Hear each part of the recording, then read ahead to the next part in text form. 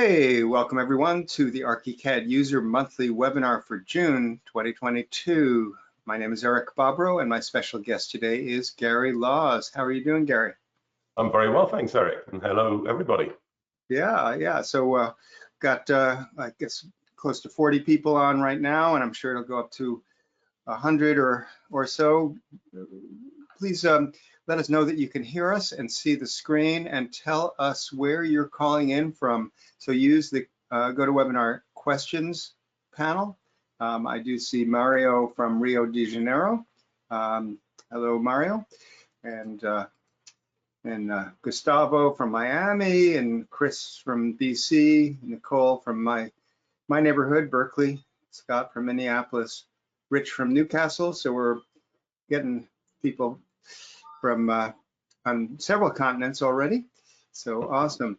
So Gary's going to be showing us stuff. We're going to be having a chat. If you have questions that you'd like me to relay to Gary, just put them into this questions area and I'll sort of review them. I may answer them, some of them just typing, but of course I'll relay the ones that Gary should be able to address. So I'm really excited, Gary, to have you back on, the Archicad User Forum. We've done a lot of work together, but not for a while. I guess it was mostly in 2015 and thereabouts. So again, welcome and thanks for taking the time to share your work with Archicad users around the world. Thank you. It's a pleasure to be back, and it was a pleasure to do the work back in 2015. We just got a little bit busy to do much more after that, which was a shame because it's always nice to put something back into the community, I guess. Yeah, definitely. I can't remember how we actually connected. Maybe I put out a call saying we're going to be doing this conference, Masters of Archicad Summit, and asked for recommendations and volunteers. That might have been when, or we might have had some other contact through Archicad Talk or things before.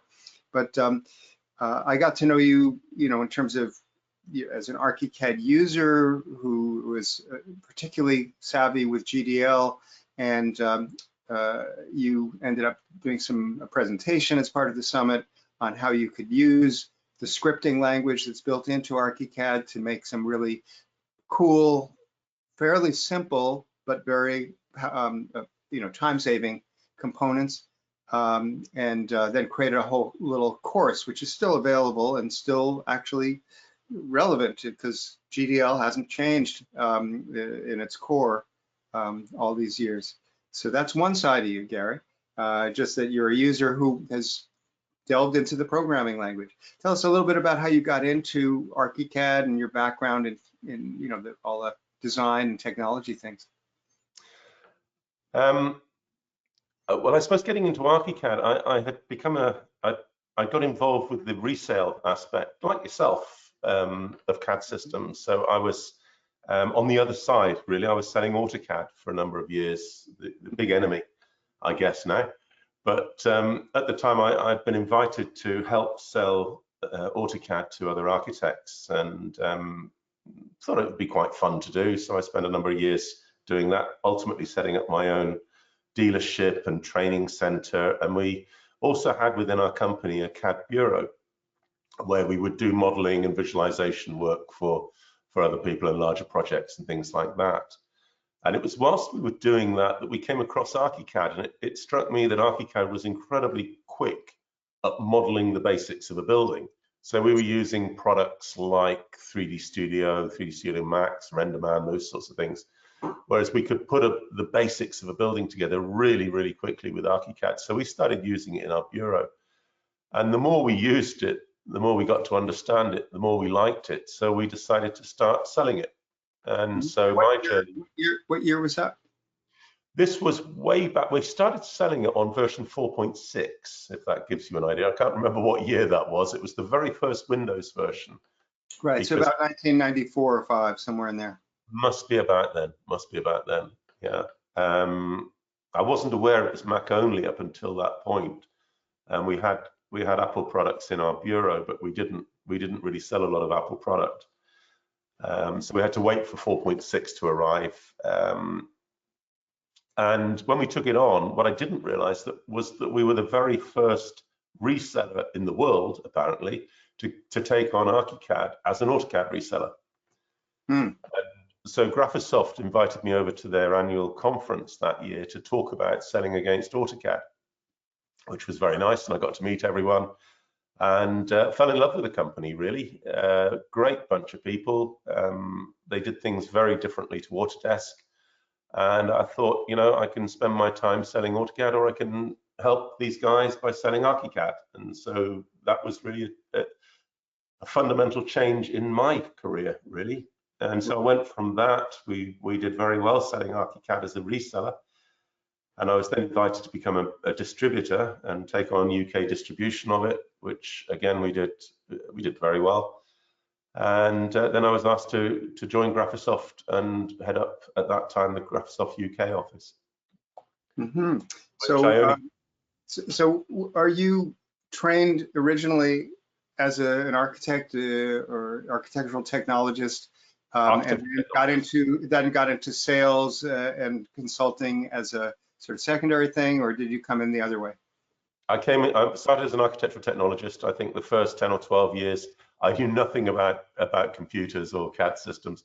The practice I was working for sent me out to research CAD systems because they were going to put some in on the basis that I was the youngest person there. So that was the qualification for knowing all about computers. I knew less than pretty much anyone, and I had to study hard and try to understand what the market looked like, and I ended up suggesting they should buy AutoCAD on the basis that everyone else seemed to be buying AutoCAD. Right. I should apologize for my voice. I've got a bit of a cold. It's not a problem, Gary. Well, it's interesting, without taking any real time away from your presentation, I'll just say I came in through the software side, where I become a technology consultant and was doing graphic design work and things like that, but just by a fluke learned another CAD program, a 3D one called Archicad, and helped out on a project that a Mac dealer had contracted to do some visualization of homes. Basically, instead of building model homes, they were doing 3D models and then selling these spec designs. This was in Toronto in 1989, and back in 1989, doing 3D models of, you know, significant buildings rather than just a little doghouse. You know, that was, you know, actually a somewhat challenging thing, and it came naturally to me. And my boss said, you know, you're really good at this. You know, I'd like to work with architects more, and we're going to set up a whole department to work with architects, and, you know, I'd like you to head that up. And I said, but I'm not an expert in that area. And he said, no, you will be. So anyway, I came in through that side, and so I've learned architecture along the way. So you came in from the architectural technologist training and you know, being in an office, and then we're told, go learn the computer stuff and tell us what we should be setting up. But then you ended up in sales and I assume training as well, for a significant number of years, right? Yes, I was lucky. So we sourced our, so going back to the architectural practice, we sourced our AutoCAD from a company. So I'm based in the UK, down in Bristol in the UK. And we then had a situation where we had two junior members of staff that were using the CAD system, and I was supposedly managing them because I was the practice manager then.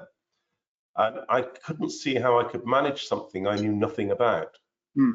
So I went to one of the senior partners and said, look, I need some training on this. This is, you know, I can't manage something I know nothing about.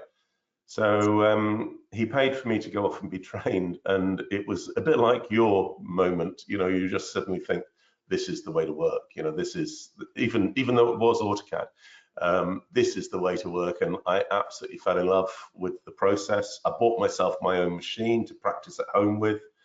And this guy who had done the training then came and offered me a job, and he was brilliant with AutoCAD. So I learned an awful lot from him very quickly, which was a very good foundation. And in those days, Autodesk did all their training at their office, so I could pop into their head office at any time I wanted to get whatever training I wanted. And I was incredibly hungry for it, so I was just in there all the time, learning everything I could. And it was a great foundation. And I remember Architrion well, a great product. Canadian, was it Canadian? No, it's French. French. Gimeor, but they did have a Canadian distribution. I was based in Toronto at the time, and so because of the French-Canada connection, I think that's where it came in. And they did distribution in the U.S. This was in the late 80s, early 90s, but they I guess just fell away over time. Now, in terms of Archicad, let's just talk briefly. What was it about Archicad that made you go, wow, this is better, this is what I want to use? I mean, we all know that it's 3D and intelligent and things, but what particularly made you go, I want to work with this? I think the starting point was just the speed of modeling. And like I say, we used it probably for the first 6 months or so of having it. We used it in our bureau as a design bureau just for the speed with which we could put buildings together. I didn't really feel it was a complete product then. I think there was so many limitations. This is before they had a curved wall. It was before, it was a very different product in the early days, but it had immense potential. And I think it was meeting the company and meeting people like Gabor Boyar and Dave Marlatt, who you would probably know very well, and people like that who were quite inspiring. And I thought, well, actually, I'd rather put my money behind these guys. And every version was a massive step improvement over the previous ones. I think one of the things that impressed me most about it was the elegance of the software. You're probably aware that it was written, behind the Iron Curtain originally at a time when there was a technology embargo, so they couldn't get decent computers in there, and so they had to write very elegant code. And that has come through right the way through the software over the years. It's just how incredibly elegant the software is and capable of running on really quite modest computers. Yeah, absolutely. So you went back to focusing on design around what year? And tell us about your firm and what you focus on. 2002. So 2002, I left Graphisoft in 2001. Spent a year looking around for opportunities, and then eventually decided to go back to architecture, which really wasn't on my radar at the time. But I wanted to do things a little bit differently. I wanted to focus more on small projects and try and bring the sort of processes you get in a larger practice to small projects, to domestic projects. Having worked mainly in commercial work in my early years, I wanted to work for people rather than companies. And I think that's really was my motivation. In order to make that viable, I really needed to do something with Archicad to make it better for the local region I work in, which is the Cotswolds. Which, if you look at can you see the Twinmotion model I've put on here? We can. So, can you spin around it so we can just get a sense of? So this is the host building. There's a lot of holes. This is a point cloud at the back here. But it's fairly typical of our local vernacular, which is stone buildings, stone roof tiles, and so on. So, and we've got stone mullioned windows with label molds. And if I come over here, this is my Archicad model, and you'll see we're repeating most of those sorts of elements in Archicad. So I realized I probably needed to do quite a bit of customization from the start to make it work for what we have in this area. Okay, so let's stop right here. So right now we've got a combination on screen. We've got a combination of an Archicad model and a point cloud. Let me just explain for those of you who go, what the heck is a point cloud? Point cloud is a term used for laser imaging data that, you take a device out in the field, you put it down one place or a bunch of different places, and it's able to construct an image of the points that it sees, just like we can go around and snap pictures, but it snaps things that have point samples. Now, each of them has a specific location in space, so it creates a 3D model inside the whole system, and it actually also has color information, so just like our eye sees color. Now, it's a bunch of dots, so it's not really a solid model, and you don't see inside, although you can do separate scans of interiors, and they can be merged into the same system. But ultimately, point cloud data is not very easy to manipulate. It's essentially a record of what's built or what's seen. Now, what we're visualizing here is a combination of an Archicad model, which is an addition to, well, you have a bit of demo stuff, and then you have an addition to an existing building. Now, at first glance, it looks like it's all one environment in the sense that, you know, there's a building in the foreground here, and there are other buildings, and they all sort of blend together. If you look a little closer, I notice that the roofs in your model are a little bit grayer, and the roofs in the point cloud are a little bit more tan. So that's one way to tell. Now, was that a deliberate choice, or is that just as close as you decided you needed to match? This roof covering, this is my Archicad model here. The two come together at this point, so you can see a line here, and there's another line there. So I've got this much overlap between the point cloud and the Archicad model. My coloring is slightly different because that's the only decent photograph I've ever taken of natural stone roof, and it's just a slightly different color to the one in this building, but it's pretty close for most jobs. Yeah, well, at first glance, when, you know, at least with the view from that you had earlier, you might not even notice that they were different. And if you did want to make them closer, you know, essentially what you just need to do is go in and tint the photographic sample that you have to make it, you know, a little bit more of a match. But ultimately, let's think about this, what we're going to be able to look at today. And I was so excited, Gary, when you said, hey, you know, I have some things I've been trying out. Did you know that Twinmotion can combine an Archicad model and the point cloud? No, I didn't know that. Well, look at what it does here. We have something that we don't have to model the context around the building.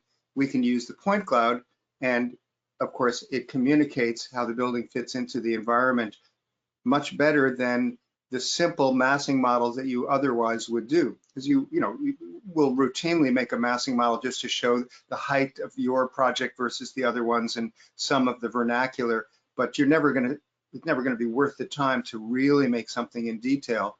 With this point cloud data, you know, you get a survey, you get that done, and all of a sudden you have, you know, essentially photographic 3D model, and your design can just fit into that. So that's amazing. And of course, with Twinmotion, it's also, you know, semi-realistic. I mean, it's much more realistic looking than the Archicad 3D window. So it's. I did model most of this building. So this is the sample that I took out from This is the sample I took out from Archicad into Twinmotion. So you can see that's the little bit that was taken out. But if I take the marquee off, you'll see how much I did actually, because this is quite an old project. This is one I modeled some time ago. And so that bulk of it has been modeled in Archicad. You can see I've just left the terrain off for now. But there's the building and some barns. Mm-hmm. So on. Okay. All right, so you have found it worth your while to model these other things. Was there any work done on the other parts of that? Or? This was one of the reasons so much of this was modeled. This is a project we've been working on for about 6 years, and we've done maybe 7 or 8 different phases to that. So this particular piece is just this kitchen extension on here. So I should say this is an old 16th century farmhouse.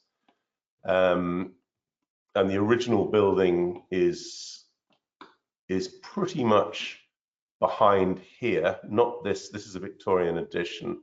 This is part of the original. And we've done quite a lot of work on that barn. We're doing this extension here and refurbing this part.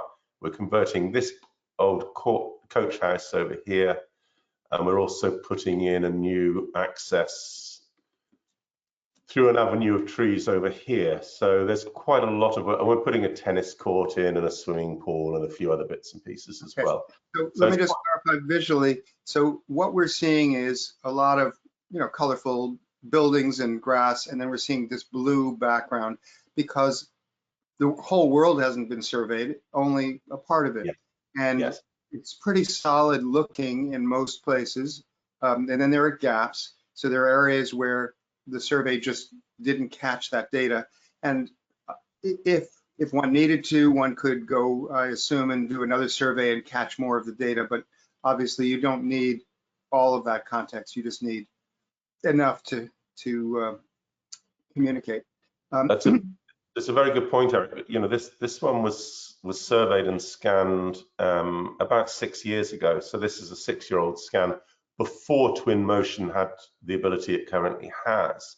So, and this is one of the reasons I wanted to use this one was, well, there's 2 reasons, but the main reason was I can still use it. You can see where all the holes are in the point cloud because all I was scanning there was to get enough data to be able to recreate the building and some of the terrain and some of the landscape. And that little circle in the ground there is where the scanner sat. Where are you pointing? Because it is a delay, of course, Sorry. Oh, that circle. Okay, now we're seeing it. Yeah. So that's where the scanner sat because it can't scan below itself. Now, if I was to put my viewpoint over that and align it properly, you won't see any of the holes because that's the line of sight from the scanner. Line of sight. Okay. All right. So that's now we've talked just in the last few minutes about how cool it is to be able to see context. So you see your design modeled and the context not necessarily modeled. But the other part of this type of point cloud capability or the benefits of it is that you can then take the point cloud in Archicad and model the existing conditions, the as-built model, by essentially tracing the 3D information. So can you show us in Archicad? I know the point cloud you can also see in Archicad. So this is. Can you see this? Yeah. So this is a later project. Because I didn't scan much of the internals on that other one, I thought I would use this one. Now we've got the point cloud data, and it looks rather untidy. What I'll do is I'll show the survey drawings of this one. Okay, so this is a different project, and the reason you're showing it right now is because it has more interior stuff that was scanned. Yeah. Now, if I isolate this a moment, so I just switch off all the other layers, that's the scan data for the internals of the building, and you can see here walls. This is a door. You get used to reading what scan data looks like. So again, we've got a door lining here, an architrave. There's our wall, and that's basically what comes in, and we trace it. And let's look at, can you see it in 3D, just that point cloud data? Now, I always scan the internals of a building in monochrome, and I do the externals in color, which is quite fortunate because it means I've got that color data for combining in Twinmotion. Right. And the main reason for doing it that way is it's much quicker to scan in mono. I don't need color on the inside. And if anything, it's a nuisance because if you're scanning in color, your lines, your dots on white walls become white, and so they become very difficult to see. Right. Okay. So were we looking at an inverse image? It wasn't quite clear that interior. Sorry. Let me go back to that, Eric. If we go to 3D, and if you go into the space, what does it look like? That's looking at the inside of the building from outside. Okay. So if you were to remove the walls, essentially. Let me do it with a marquee and you'll see better what I've got there. Oops, let's change that marquee tool a bit.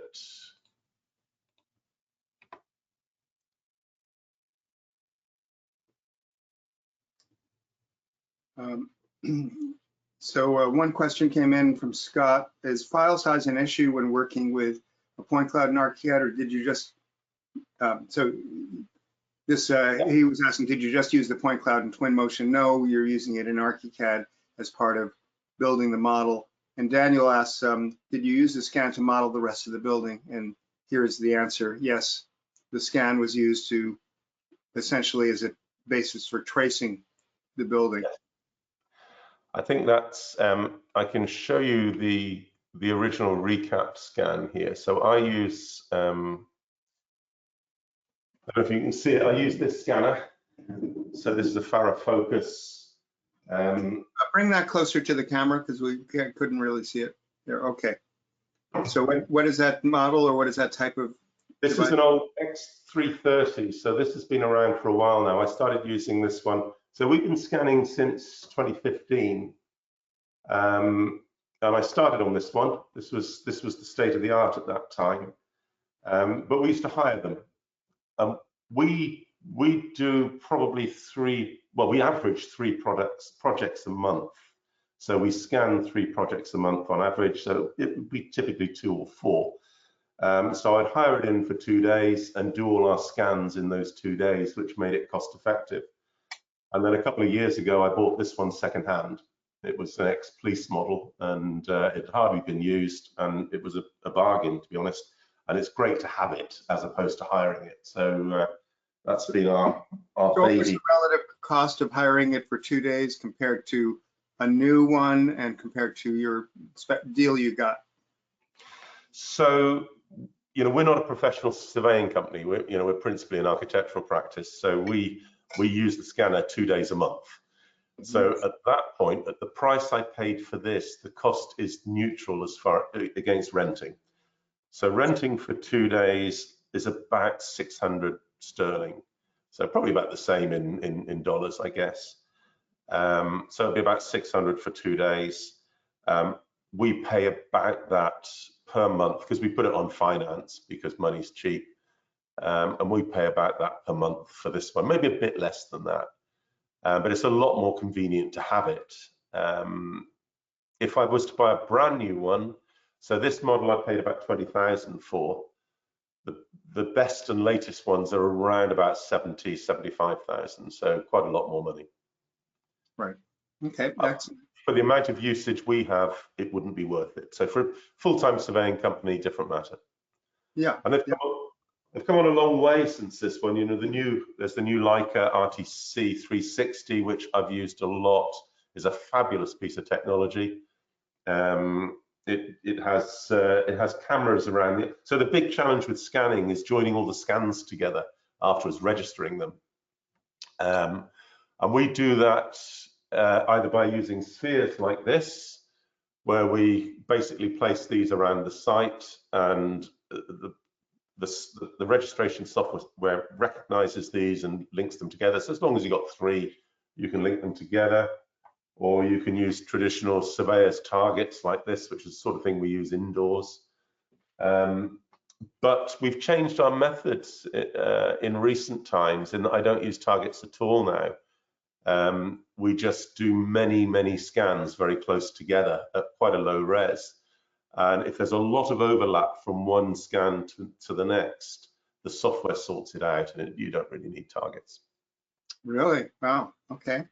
So that's it's an automatic synchronization, and you said that you talked about 2 days of use. Was that to do multiple projects? yes. So in 2 days I could easily do. We do 2 projects a day. I see. Okay, so a few hours, 3 or 4 hours, Yeah. give or take. Okay. A project like this one I've got on the screen now is probably about 2.5 hours worth. Okay. And can you just sort of bring it down more to eye level so we can just see? So again, this is a 3D model. It is, this funny thing where it's a bunch of dots that our eye interprets as surfaces. But if you were to zoom in on that, you would find no surface. You would just find dots. Sort of like how the universe is made of atoms, and we see stuff, but they're really, on some level, it's a bunch of little discrete atoms and molecules. All right, now when you trace, you mentioned, hey, you get used to looking at that, and you're basically just drawing, walls on top of it and putting in windows and doors and making sure that they align as well as possible. Is there a way to have this be more translucent so you can see through it? Not so much translucent, because you generally work in, floor plan and section. So the sort of things I do, if we take this one, if I open it up, so a point cloud comes in as a standard LCF file. So it's a GDL object. Mm-hmm. There's a preview of it there. This is the interface, so it's just another GDL object. Now, what we can do is we can override. So here it's slicing it according to our floor plan display range in Archicad. Mm-hmm. So at the moment, I've got that set at 900 to 1.35 meters, so about 3 foot to 4'6", somewhere around there. So what I can do is I can override that and display a different cut through the model, and this is really useful. What I will do before I do that is I'll switch off the 2D view, because what Archicad will do is regenerate that as soon as I change this, and I'll be sat here for 5 minutes boring you all to tears. So I'll switch that to the background notes on the GDL object. And if I change this, what I'll do is I've set a top plane range of 2.5 meters and a bottom cut of 2.3. And you see what happens here. It will just slice through the ceiling of the building. And this is really quite handy just for picking out the walls and anything that goes all the way to the ceiling. So I tend to use this as a way of very quickly drawing the internal walls. And then when it comes to putting in windows and doors, we'll just move that cut down until it's about 1.5 meters to 1.8 meters. And then we'll cut it through windows and doors. And so you've got quite a lot of control in Archicad. I think Archicad handles point clouds really quite well. As one of the persons said, one of the questions was, what about file size? And file size is the issue. Archicad has got a file size limit of 4 gigabytes, and many point clouds are well over that. So a project such as the one I've got here would probably be around about 11 gigabytes if I put all of that in one go. So we do a certain amount of rationalization of the point cloud just to optimize it. But what I would do here is I would select the building and put that onto a separate region, which I would call building. And this would be all of its internals as well. And then once one has that region. So this is using a specialized tool, Autodesk Recap Pro. So is that, right. What sort of price point is that tool? I use Recap Pro because it's on a monthly license. So it's £40 sterling a month for it. Okay, so very little, yeah, okay. Very little. Most of the, so if and this is the reason I got a Faro, to be honest, because the Faro uses an open file format for its scanning, for its data. Whereas Leica, you can only use the Leica with their own software, which is the Cyclone software. And that's about £10,000 for the software. And the Trimble only uses the Trimble software, and that's about £8,000 for the software. So, and to be honest, I haven't used the Trimble software, but I've used the Cyclone software, and it's not as good as Recap, in my opinion. I think Recap is a better product, certainly for what I do anyway. All right, so you are basically in this specialized tool that looks at point clouds, and it allows you to select regions and break them out, and then you export that piece, and so you now have potentially several different point clouds that you're merging in Archicad? Yes, exactly. So now I would be able to select, so I've taken the building out, and you see I've switched it off, so we've just now got the site without the building on it. And what I can then do is just select the site itself and trim out all the anything beyond it, and then take that in as a separate element. And that will bring the file size down to something, and you can break it down to as many bits as you like. We've done some very large projects where we've had to break the building down into big pieces. We used to do it by separating it by story. So we do, ground floor, first floor, second floor, and then recreate those in Archicad. Until one day I realized that's really quite difficult to do, because your only common points is where there's a staircase. And so you're having to pull two things together around a very small area. So since then, when we come to big buildings, we slice them vertically, which gives you a lot more to pull together. So it's always worth thinking about, is how you will pull a big building together. Now, obviously, when you're tracing things like you have there, there's precision, because these things are, like immensely precise as cloud data, but you're not able to snap, in the same way that we think of, snapping the end of one wall to another wall or things like that. So do you do some supplemental measurements, with a, just laser distance information? I don't. I know some people do. I'm very confident in my scan data, so I tend to just rely almost entirely on this. If it is a problematic building, if there are areas where it can be difficult to link the scans together, I might just see if I can get an overall dimension right the way through, or something like that, just as a supplement. But generally speaking, I'm pretty comfortable with the scans. And we've been, in the early days, I was paranoid, and I did take extra measurements, and I did do a lot of extra bits. But as I've become confident with the software and with the hardware, I trust it probably too much, maybe. But yes, it is. Right. Okay. Now, this is as-built conditions, and then how do you work with? So you're building up a model, and it's either for context, other buildings, or it's for the context of a building that's having some renovation. So how do you deal with removing stuff? Because you're going to be demoing, this wall or that roof, and then you're putting on new things. Is there a way to remove some of the point cloud information when you don't want to see it? So very similar to what I've done here. So in this instance, I've taken out the building purely so that it can be separated for Archicad, just to keep the file size down. But if I was taking this into Twinmotion, I'd do something very similar. Now there's a bit of paving here and some bushes that are right where our new piece of work is. So what I would do in Recap is just go to that area and isolate that bit, just to make it easier to work with.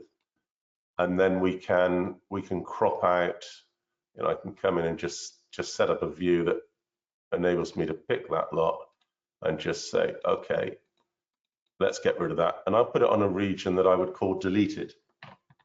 I don't actually want to delete anything, but I'm going to delete it from the model. In terms of the design, this is going to be removed. It's demo. Yes. Demo. Okay. Exactly. Cool. Yeah. All right. So we have one question from Ian saying, how many different viewpoints do you have for this farmhouse?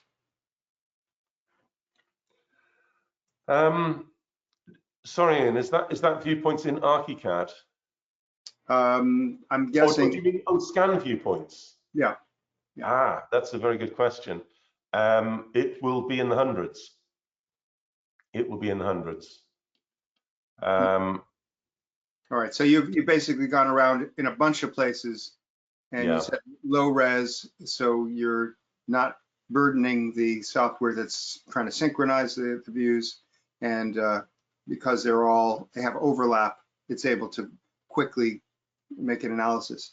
Absolutely. I've never used the point cloud data, but I've used some tools that just have to do with photographic stitching. Perhaps many of you have done that, where you take a bunch of still images and then supply it into software, and it makes a panorama view of what you see, and you can then sort of move left or move around in the circle on screen, because it's stitched them together. So this would be the 3D equivalent of that. Very much. Yeah. I think in answer to the question, if you take an average building such as this is a modern 20th century, mid 20th century building, to scan that one, so 2 stories and the ground would typically be about 80 scan positions. 80. That's 80, yeah. Yeah. All right. So So our internal scans typically take 1.5 minutes, and there'll be 1 or 2 of those in every room, normally 2. They take about 1.5 minutes to do, and externally, probably 30 scans outside, and each one of those, because they're color and a higher resolution, they're typically about 6 minutes each. okay.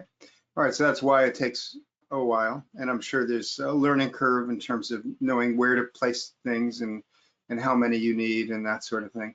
Now, what are the benefits? So obviously we have one benefit being context in something like Twinmotion, as well as even in Archicad, you can see it, but they won't blend as well. In Twinmotion, because it's more photographic and natural looking, it can really blend pretty well. And another benefit I can see is obviously when you're doing an as-built, you make sure that you really are capturing the geometry well. Now, it does seem like there's quite a bit of effort involved in the survey, and then in Archicad tracing things carefully like that. Do you find that this ultimately is sort of equal in effort to just doing other types of as-built measurements, but you get more data, or is it faster, or what? I think it depends on the building. If you take the building that we were just looking at, the 20th century building, buildings built during the 20th century generally are straight and square and easy to measure with something like a disto, where you just go around with a laser pointer and measure it. That would be quicker than measuring with a 3D scanner. So definitely measuring the house would be faster. Getting the terrain, it depends on how much of the landscape you need and how much of it you want to measure accurately.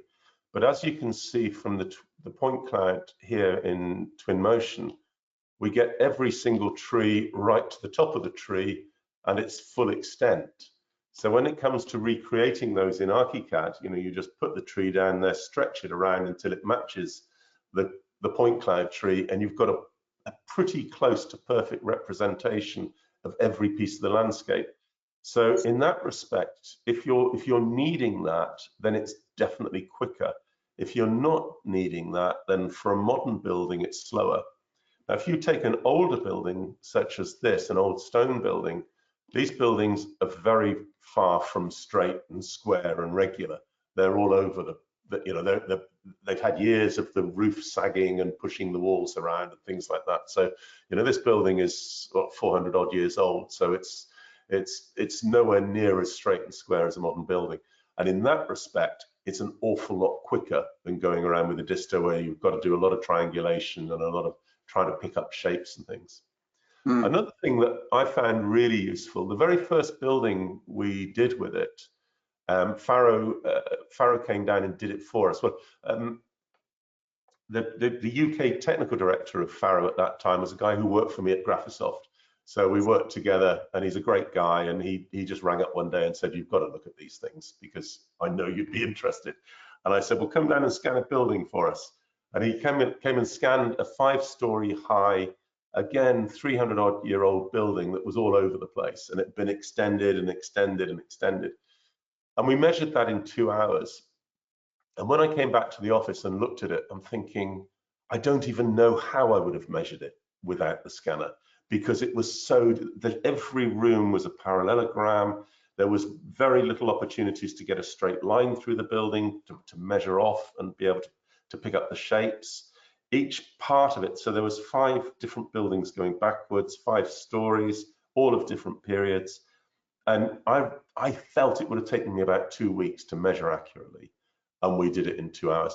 But when I sliced through the model, I could see that there were some structural issues. You could see where the building was bowing. You could see where it was under stress, and there was a few things that we needed to look at, which I never would have picked up, or I probably wouldn't have picked up without using the point cloud. And that's really, that moment sold it to me, and I haven't measured a building any other way since. And it's been priceless with quite a few. Yeah, no, that's Amazing. Now, there are other tools out there in the market that have some similarities. One I've heard called Matterport. Are you familiar with that? I'm familiar with Matterport. Actually, the guy that I was talking about is now working for Matterport. So he's been trying to persuade me to go over to Matterport. So Matterport is doing it photographically, if I've got it right. But yes, looks very impressive. Okay. Yeah, I don't know. I've just know of at least one architect who said, yeah, I'm using Matterport.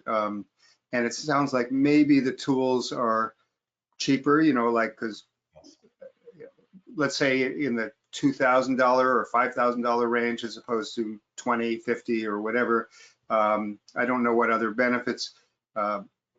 So it becomes, let's say, a cost-effective investment for any firm. And I may be totally off, but I just wondered if you had any experience there. I haven't used it. I keep meaning to take a proper look. It's got good presentation tools as well. So again, similar to what we're talking of here with Twinmotion, of being able to create a hybrid model, which is quite interesting. So Mark has a longtime client, does a lot of hospital work. He says, really terrific work, exclamation mark. Nice to see you, Mark, on the call. Ian says, what sort of costs are you talking about for a PC scan of a farmhouse like this?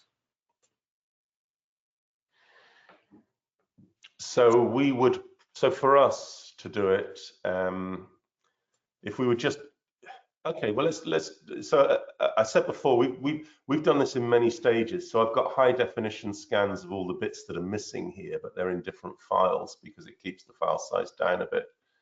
I think to do the whole of that site, and if I zoom out a bit, we've got a whole field here that was part of the site. We did all the trees through here, which took quite a bit of time to do those. I think that whole project, if I was to have done them all at one time, probably would have been 3 days work. So I don't know what we charge a day, but if you take your hourly rate, and my hourly rate's probably the same as anyone else's, so about 3 days worth of work, and then you would have a similar length of time processing the data and drawing it up in Archicad. So probably about 6 days worth of work. You know, so processing data and drawing it up, meaning like actually recreating the buildings in Archicad. Okay, so 6 days between. Was it 3 and 3? Is that what, or? Yes, I would have said 3 and 3. That's a fairly typical split. And if we looked at the other one I was looking at, the 20th century building, that's a lot quicker. It's a smaller project. It's a smaller building. That would have been half a day scanning and about a day drawing it up. Right. Okay. Excellent. So let's take a look at the Archicad projects in a little more detail.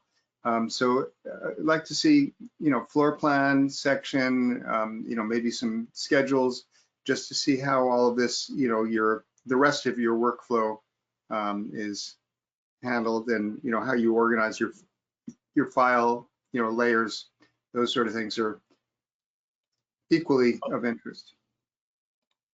What I will do is I'll start from a drawing and work back, I think. So this is a finished drawing of that project. So this is the 20th century building. And fairly typical of the sort of thing we do, you know, small domestic extensions, domestic buildings. Sorry, it's just regenerating. So one of the things that's slightly interesting here, which has again come out from the changes. Can you zoom in? Can you fill the screen? Great. Okay. Yeah, so I was just waiting for the regen. So what we've done here with our elevations is we've created a rendered image from, well, let me separate them out. So I've got a rendered image from Twinmotion, which is sat there. We've got a line art drawing from Archicad, and we're overlaying them. And that just creates just a little hint of color. And what I've done, or what I tend to do, is to put a little bit of color fill between the two. So that's a bit of white fill, which I've got on 30%. So I can change the tint of the background image by having background image, bit of fill, and then the Archicad line art on the top, if that makes any sense at all to you. So change it from the 25% to something else. I don't quite get what we're seeing. So if I make it 50%, the background gets a bit lighter.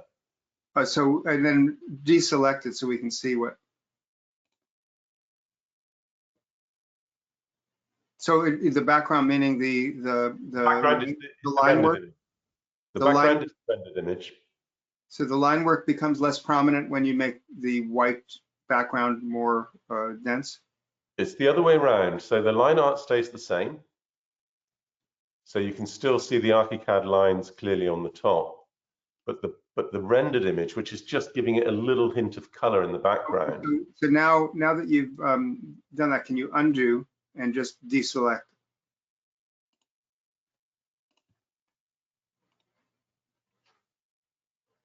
Okay, so now we can see the rendering more prominently because you're obscuring it less, right? And that's taking it out completely, so you can see the rendering and the line art on top of it. So we used to use rendered elevations all the time, but the local planning authority complained about it, saying they wanted accurate line drawings. So we now just place the line drawings over the top. Oh, and they're happy enough with that? They're happy with that. Interesting. Okay. So that's just a little technique. And so the Twinmotion, you're taking a straight-on view and saving a JPEG or similar, and then just scaling it to match. Yes. So to scale it, what I do is just crop down the frame to a known point.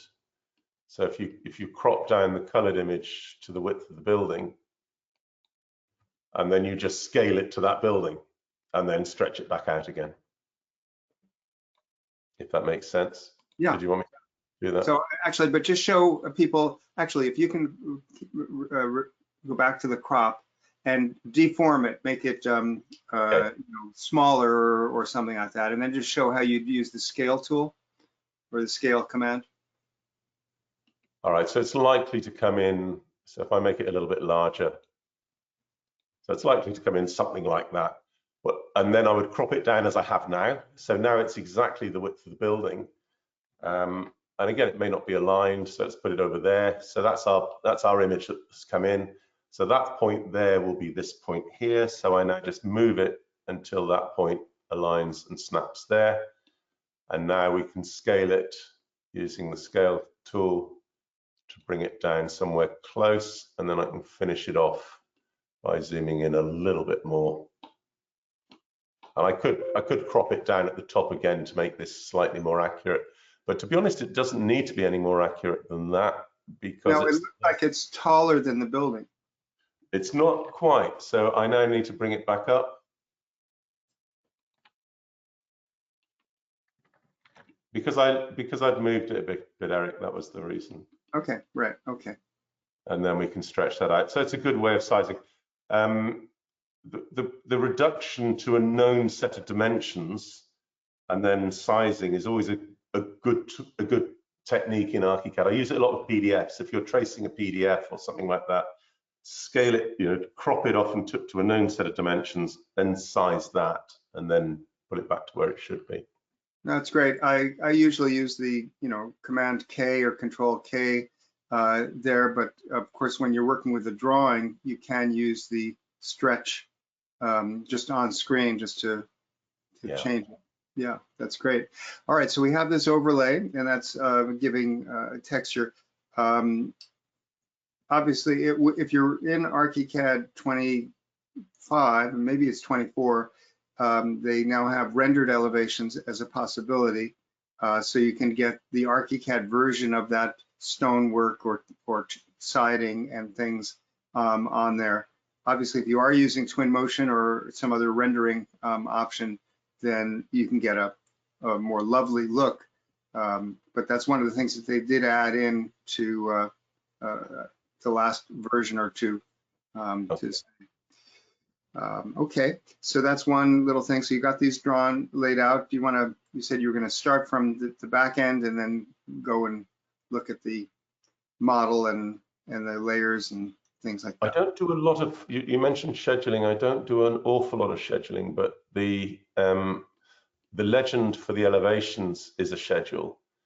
So every surface is tagged in the Archicad elevation, and that automatically generates the legend here. So if I open that one up, that's using the scheduling command.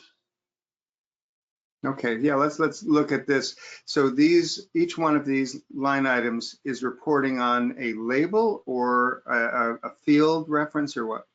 It's a field reference in the object itself. So if I go back to the, oops, let's go back to something, where were we?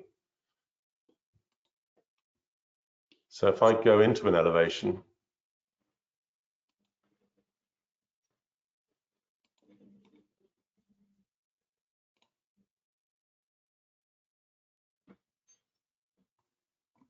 so let's take this wall, for example. Sorry, it's a bit slow.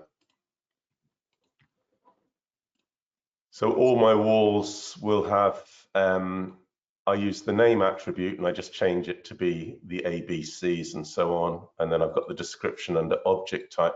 I use two descriptions. The object type is the one that's used for elevations. And then the full description I use for more detailed work as we go through. So I'll build up a more, and that I'll use for other labels. I can show you that in a second, actually, if you like. Now you're using IFC custom fields. Now, I'm trying to remember when Archicad introduced properties. I think they came in 20. So you're in 20. I know this is one thing that you and I discussed recently, is that you decided, you're sort of near the end of your design career time, and you just don't want to upgrade every year with Archicad. So you stayed on 20, and obviously you're doing great work. And it's interesting that you can go into the current latest version of Twinmotion, even though you're in, Archicad 20. But so the IFC was the way that the only way you could have these sort of custom field references in versions of Archicad like 17, 18, 19. But I think around 20 they introduced properties. Do you have under the options menu? Do you have properties? And yeah, you do have Property Manager there. All right, so let me just tell you, Gary, that you can keep doing exactly what you're doing. It seems to be working for you, but you can create properties, and they're much quicker to schedule and quicker to access, and you can create custom ones for you don't have any right now because probably your template didn't have any. But you can now add them. And so property is basically a field reference, and the fields can be text, they can be numbers, similar to IFC stuff. Really good, thank you. Yeah, so and for those of you, on any version since 20, what Gary was doing with a label, like it's label A, and then that the wall or the element is showing up in a schedule with some text, you would just create a schedule with a field reference. In the modern schedule thing, you can say, hey, I want to have this particular column is going to be this field, and that field is going to report on particular walls. Now, are you segmenting the report based on what's in the current view in some way, or are you just saying all the walls are labeled this way, so therefore they just merge into a single reporting item? Yes, the latter. So it's the whole building. So all the walls have that same property, A. Yeah, exactly. Okay, so that list, just bring up the list again that we were looking at, the actual schedule that was like a little legend. There you go. All right, so basically a bunch of elements have an A in them, and anywhere they have an A, it says imitation stone blockwork. So even though there are a bunch of elements, it's one line item. They're being merged into a single list. Yeah, that's all it is. Very straightforward. Okay, and so this is a legend. You can have more detailed information, as you were mentioning. You can have a short form and a long form, and this is very closely related to what Tim Ball has done with his specifications. So he creates specification reports based on field references like this. So Tim does some great work. yeah. All right, so let's look at a section and just how much detail you put into a typical section. Okay, so I've got, I'm not sure which is which. We'll try this one. Okay, that's a fairly okay one to put out. So this is just an extension on the back of a building. As far as the detail is concerned, I try to model everything. So my philosophy is I don't draw 2D lines. I don't write text. So I work on the basis that there's nothing drawn in 2D and there's nothing that is written. So for example, I've got three different sorts of labels. So if we take this object here, this is a cavity tray that's been inserted into the wall. That's a full 3D object. So it's basically an extrusion of that shape. Yes, it is. It's a GDL coded object, to be honest. So Tim Ball would do it using the profile tool. I would do it as a GDL object. We've had many discussions over the benefits of each. So I can choose from a particular manufacturer the different types of profile, build up the parameters there. But what it does is it auto labels then. So let me check. So that's a Type E cavity tray by the Cavity Trays company. If I change it to a different cavity tray, obviously it will change its label and build a slightly different tray. So so that's the sort of thing that that we tend to do. Okay, excellent. So just to reinforce some of the benefits of this type of workflow, first of all, by creating things in 3D, they show up in every section and elevations if they're on the outside of the building. Secondly, if you do that, you can associate text information that is used for labels on screen and in some cases used in schedules. And again, all views are going to have the same note if you put a note based on a particular element. Now you did some GDL coding to create this custom shape. I'm sure some of these things are very complex. Can you show us one of the GDL things that's, let's say, intermediate complexity, like it's interesting, but not going to be so exotic? We're going to bit of water. Voice is starting to give up, Eric. I'm sorry. If I take this this beam here, this is a glue lam beam, a laminated beam. I'm not sure how complex it is, but I'll have a look.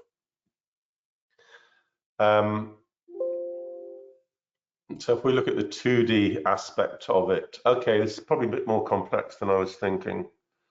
Yeah, maybe not the best.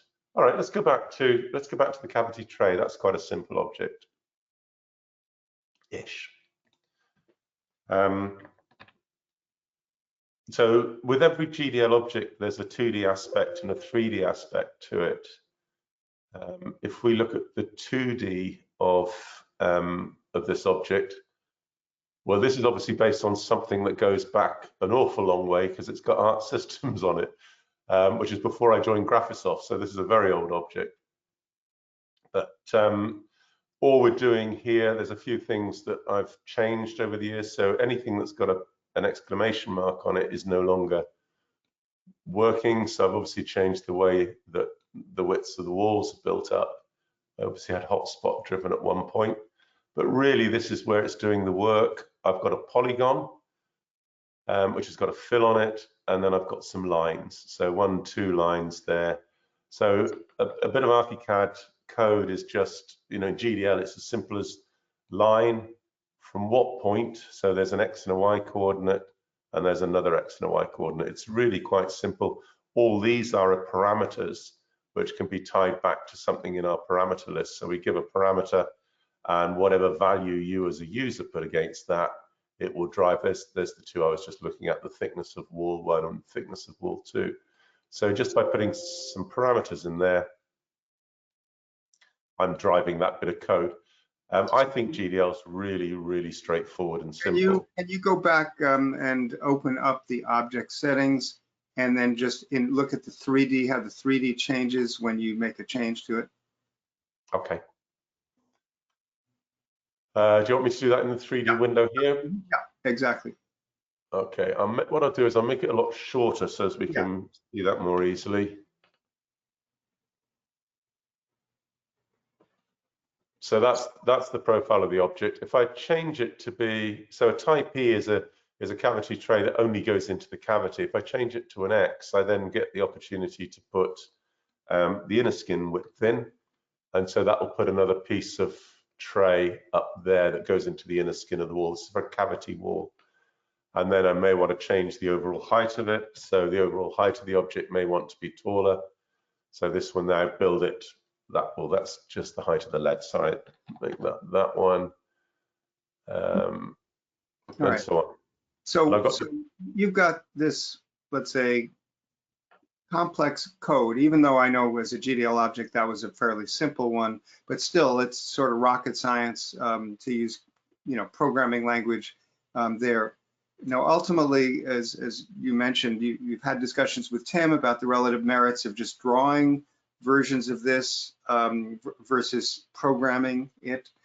So one of the things about the programming is that these data points like the height or the width or the thickness of it or other things can be pulled out. You could put them in schedules saying this is this tall or whatever.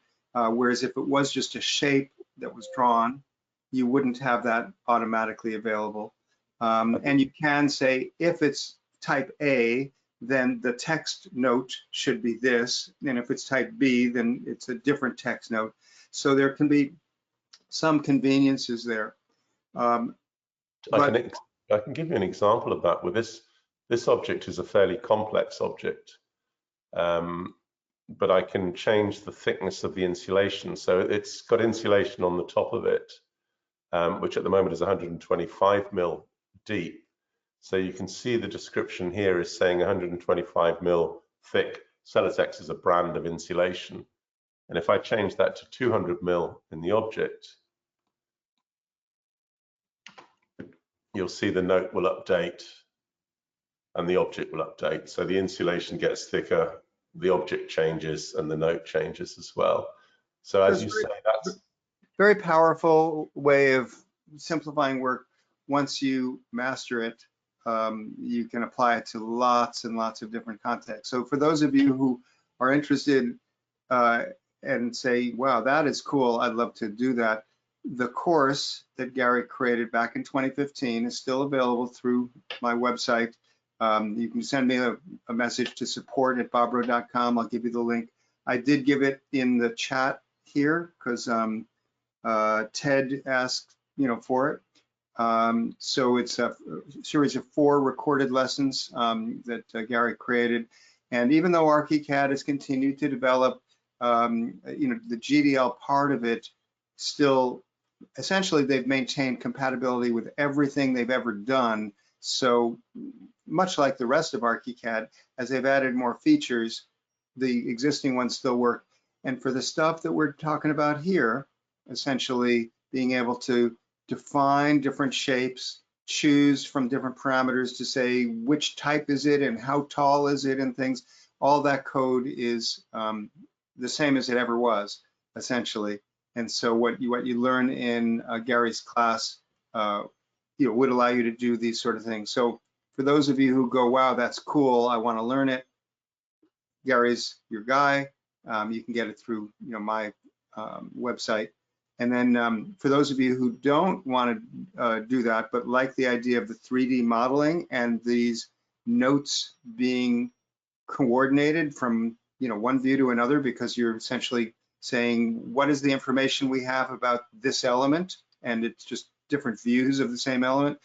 You can look at Tim Ball's course, which goes into a lot of detail on how to model in such detail that you don't have to do 2D drafting, and how you get all the schedules pulled out of it. So that's also, if you just send me a note to support@bobrow.com. And even though that course dates back, to Archicad 18 or something like that, it's still very relevant.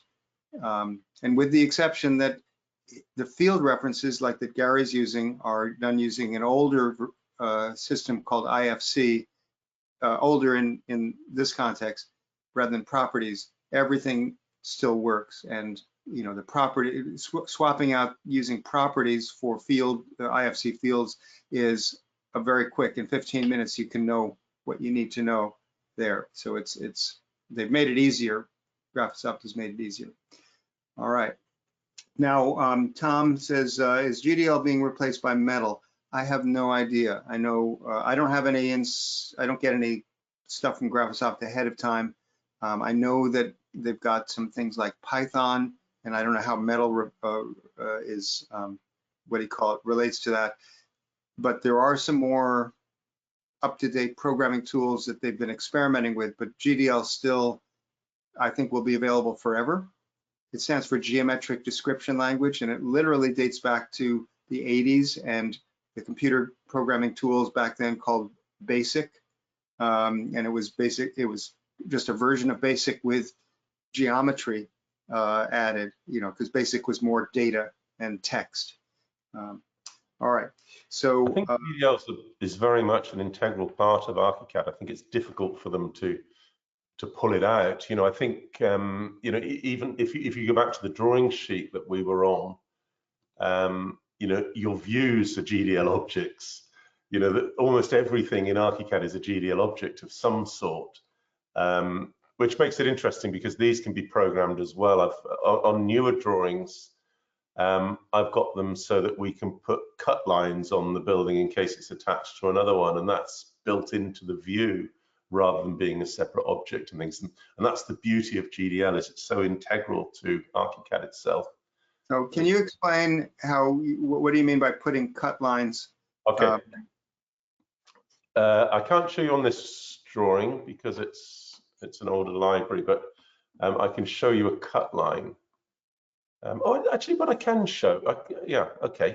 You're talking about the floor plan display range or cutting plane or something else? No, something else entirely, but I'll show you something slightly different to that. If I open up this one now, I can say to it, if I remember this,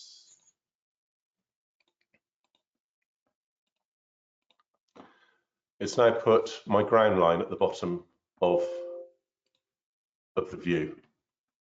So I've got a bit of fill and a solid line along there, and that's built into the view. So if I move the view inside, making a right mess of this drawing now, you'll see that stays there. So my ground line I've built into the Archicad view, if that makes sense. And I've done a is that from the title element? That's the drawing element itself. This one here, if I open that up, it's a GDL object. And that's the same with many elements in Archicad. It's a GDL. No, but you're looking at the title. Yes. Yeah. So the title is where you put the text that says, hey, this is the name of the drawing and the scale, etc. And you've got a line there that creates the ground. Yeah. And I've got a similar one on a newer version of that puts a cut line down the edge in case the building is attached to another building. And it just puts a zigzag line down there. Ah, okay. With a bit of white fill to obliterate the adjoining building as well. Okay, all right. So let's just on a technical basis then, the drawing itself is a representation of whatever the viewpoint or the view had, with some settings saying, you know, what pen set do you want and you know, what scale, etc.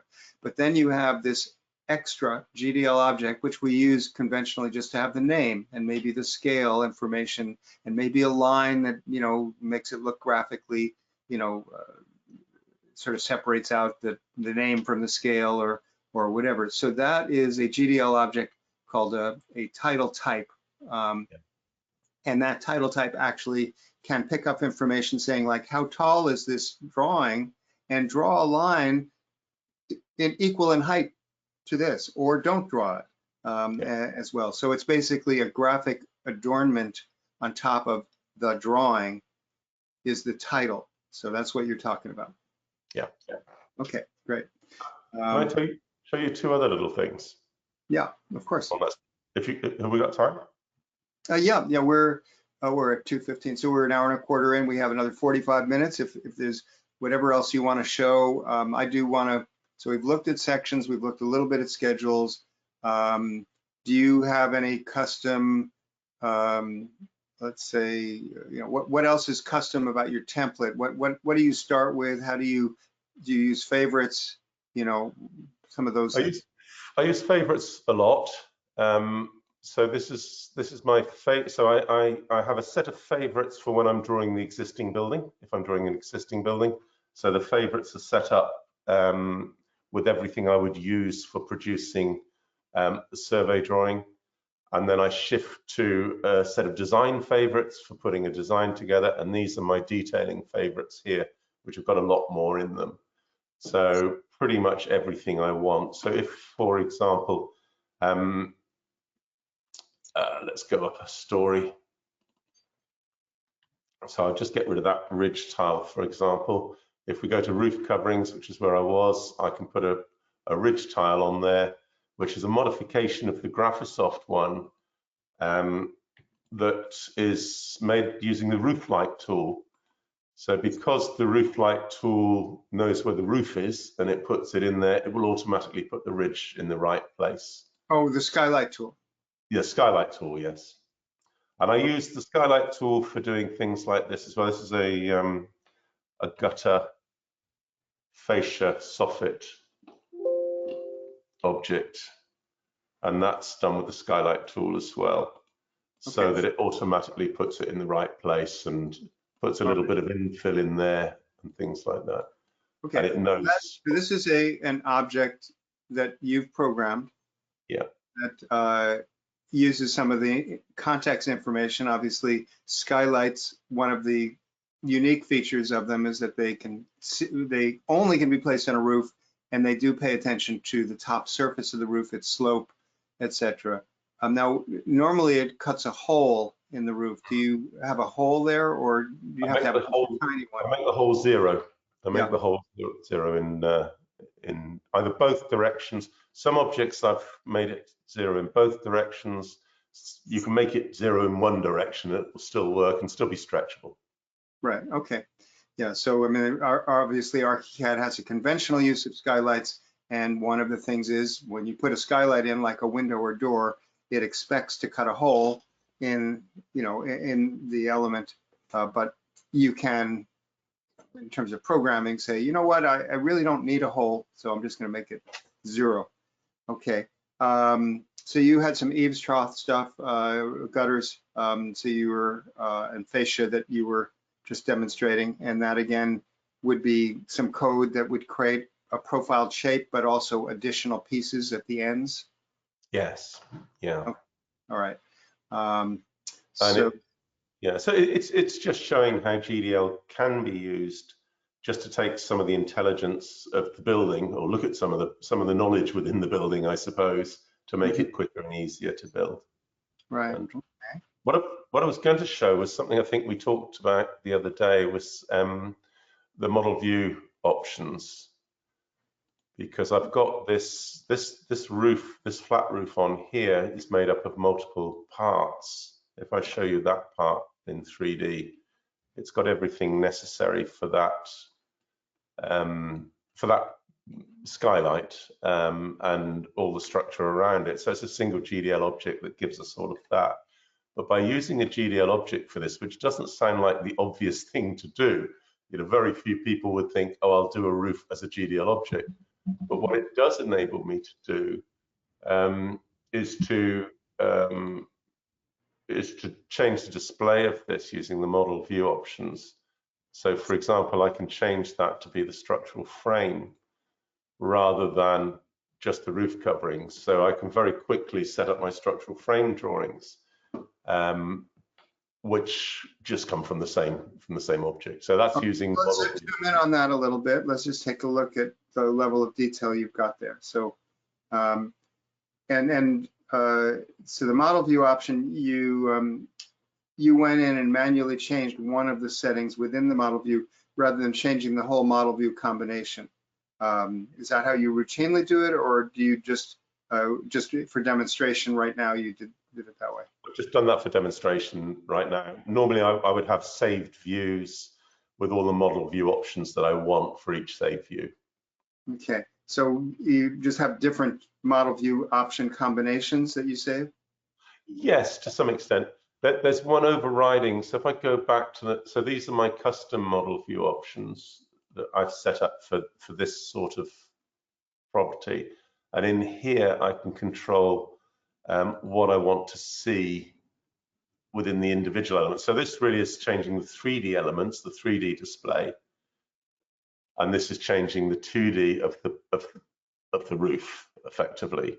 So I can have just coverings, or I can have a structural frame. Okay, so this is a control that affects all the objects that you've programmed custom.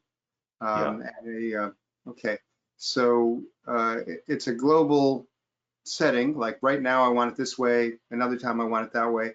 And as a custom model view option, is that recorded in a view? Yes. Okay, so it's just sort of like you can have custom layers where you say, well, right now I don't want to show X, or I do want to show something else. And you can have a view that when you double click on it, it restores those layers. And of course, you can make that a drawing that you put on a sheet. So custom stuff you want to be careful about, because you can't really edit it as easily, and you can't update multiple views in the same way, because each one of them has its own custom combination of things.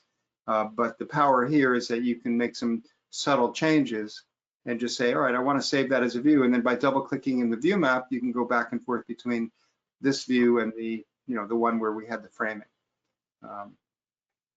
Okay, and this can affect the 3D as well, I assume. It will affect the 3D as well. So Can you show us an excerpt of the 3D? So there's a 3D of one. Well, let's bring up a couple of them.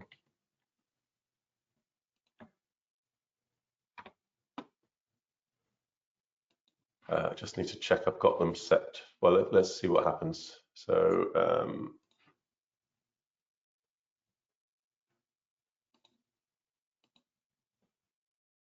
so I can switch a few bits off. That didn't work, did it?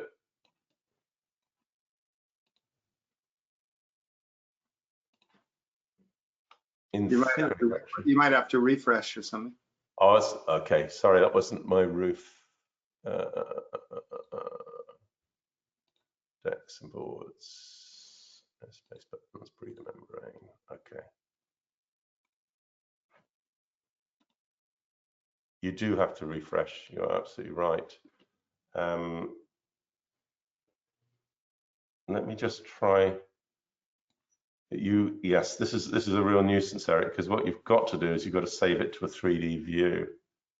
Archicad doesn't automatically rebuild it. Because model view options only affect the plan? Yeah, well, they do affect the 3D, but it doesn't automatically regenerate. So Archicad doesn't recognize that you've changed the model view options. So what I've got to do is save a 3D view and change the model view options on that 3D view. So I don't often use it for 3D. It's almost always used for 2D work. But if I save that as a 3D view and then change the model view options for that view, it would be fine.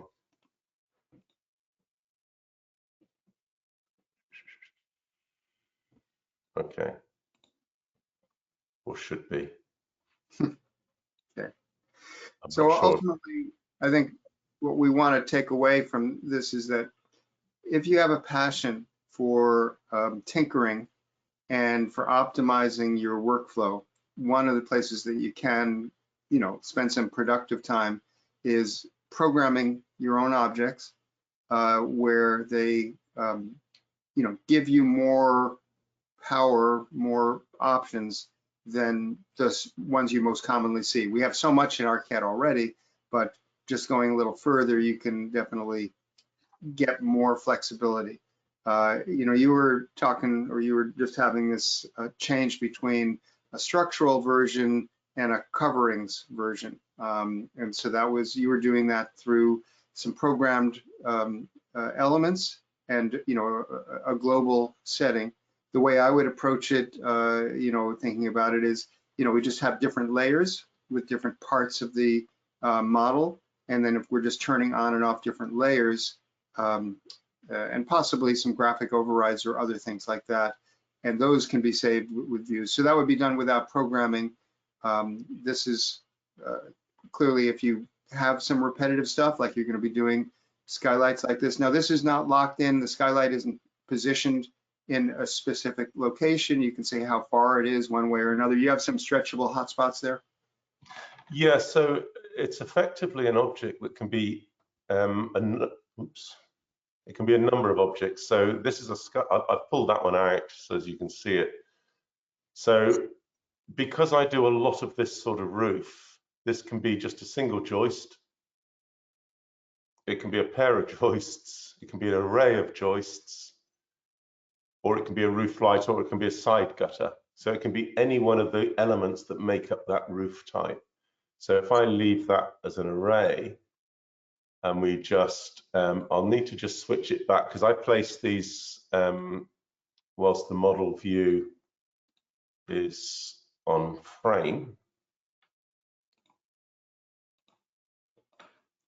So there's an array of roof joists, and if I stretch it out, it will build more joists, and it's all parametric. So it's got herringbone strutting in there. It doubles up where you need it to double up, and things like that. Now, if I change it now to being any of the others, such as a roof light, it'll be a very big roof light.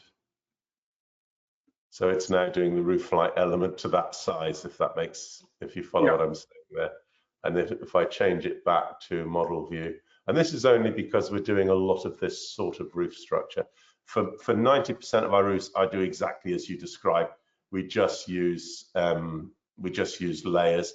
But the nice thing, this object is one that's evolved over many, many years. Started off by just being a roof that calculates its span loading and says, that's fine, you can load me to that sort of, I can cover that span.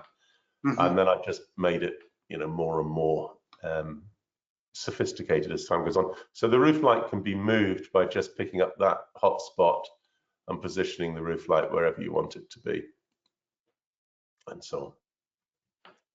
And the same, these control the gutter positions, so I've got the ability to pick up the gutters and move those and things like that as well. So you move the roof position, the roof light up or down, but what about the length of the roof light, or that, it's? That on this one is parametrically, so that's a numeric value. So I've got, okay, not all my objects are that easy to use, Eric, but I will try and find where I've got the length of it. I thought it should be there.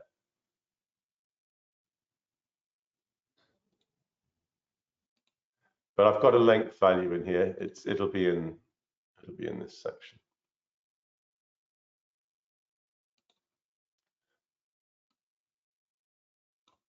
There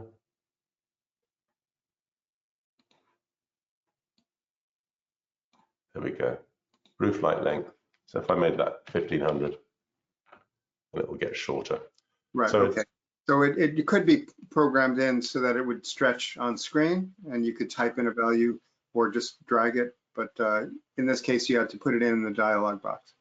So there's a question from Ian Donaldson. Can you use RoofMaker to do the same thing? So let's just talk a little bit about what's built into standard Archicad. So when you create roofs and you have a general volume indicating, and the composition, in other words, different skins for framing and cladding, and possibly for drywall or things underneath, you're creating a polygon element with a certain thickness. Now, if you want to frame it, you can use RoofMaker, where you select one or more roof elements, and you use a tool within the standard environment under the design menu that says, hey, I would like to put in some rafters, or I would like to put in, some other elements. And in fact, it can create a whole bunch of elements in one go. Now, the elements that it creates are actually objects. So it's putting in the rafters would be objects of a certain size based on the current roof size, spaced a certain distance apart based on whatever you tell it to, distance from center.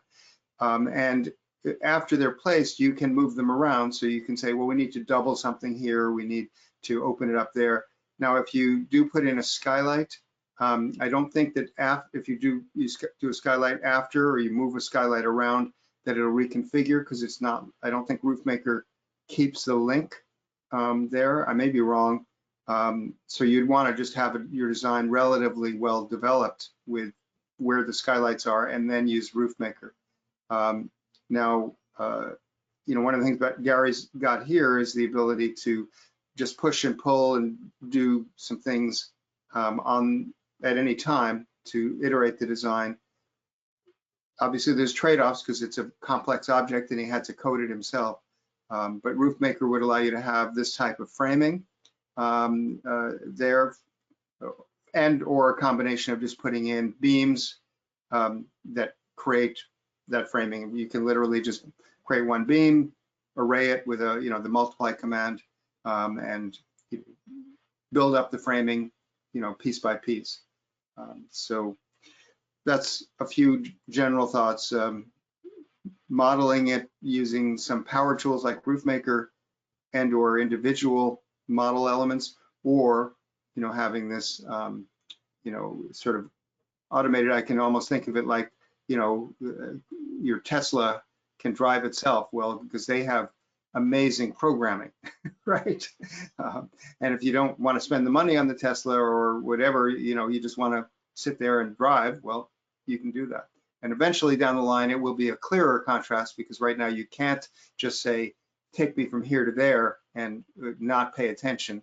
But maybe down the line in the next 5 or 10 years, it will be let it go. So Gary, are you ever going to give access to some of these objects to the world, sell them, give them away?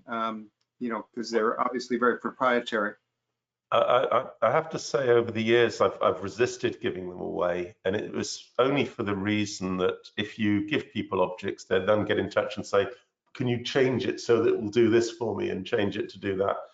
But I'm getting close to retirement age, and I was thinking, Eric, I might give you the whole library and say, do as you wish with it, because there is quite a lot of stuff in there that I think could be useful to people. A lot of it is bespoke to me and the way I choose to work, but there is some stuff in there that I'm sure others could use. So I'm more than happy to share it if your user base would be interested, certainly.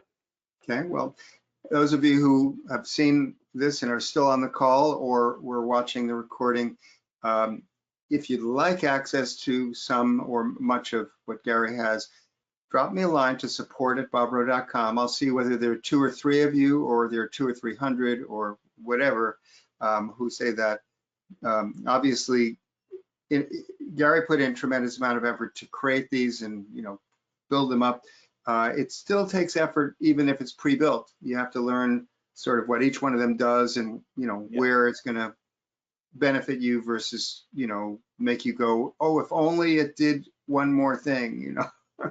So, but I'm happy to at least be a sounding board, and you can see whether people go, this is really cool, or that's just cool, but I don't want it. So, so Stan says, does Gary use Twinmotion renderings to present to his clients?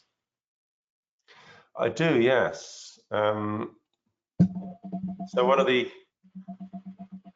So I think Twinmotion is fabulous. It's a great piece of software, and it's moving very quickly at the moment. But one of the things it does do is support the use of a headset. So we do put a VR headset on clients that are happy to have a VR headset put on their heads, and let them navigate around the building. And it's a really nice tool.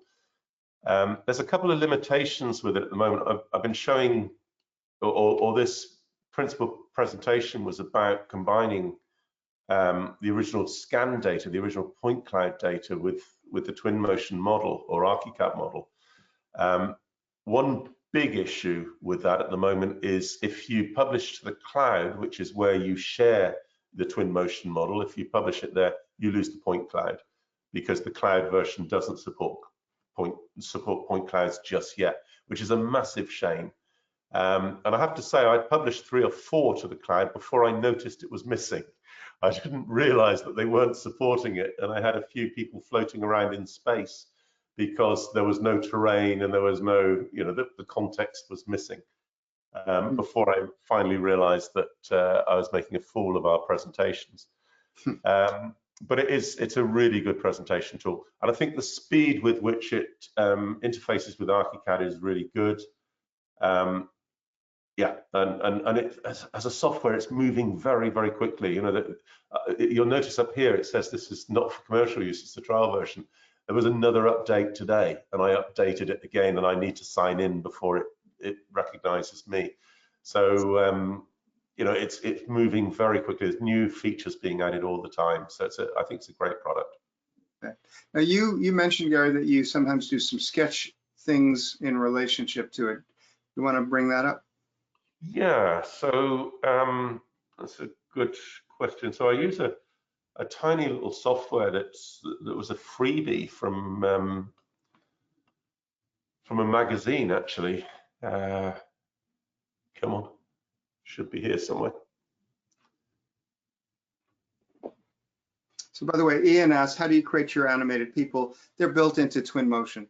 So that's a whole computer field unto itself, getting human-like forms and giving them some naturalistic motion and things like that. And so Twinmotion has a library of people. I don't know if they're all included or if you get a starter set and then you can upgrade, but you do get a lot of people that you can put in, and there are some options. Are they standing or seated? You have the same person in some different positions, and I think you can change colors of clothing and stuff. So they're reasonably realistic. They still look like androids, but not bad looking androids. And certainly much better than what Archicad has had as human forms in the Graphisoft library.